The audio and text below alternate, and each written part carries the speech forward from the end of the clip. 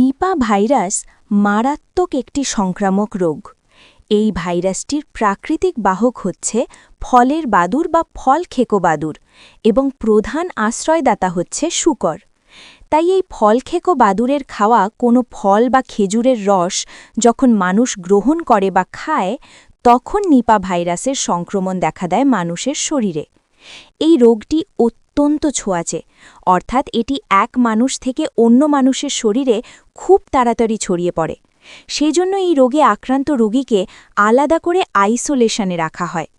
এই রোগটির আলাদা কোনো চিকিৎসা নেই, তাই মৃত্যুর আশঙ্কাও খুব বেশি। একবার এই ভাইরাসটির সংক্রমণ হলে কোনো মানুষের বাঁচার চান্স থাকে প্রায় ৩০%, এবং সেটার তখনই যখন তার চিকিৎসা শুরু হয় খুব তাড়াতাড়ি বা একদম প্রাথমিক স্টেজে।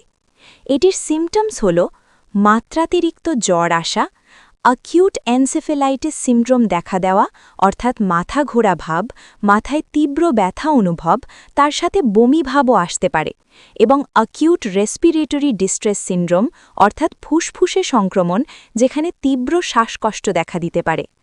এই ভাইরাসটির সাধারণত দুটি ভেরিয়েন্ট আছে, একটি হল নিপা মালয়েশিয়া এবং অন্যটি হল নিপা বাংলাদেশ।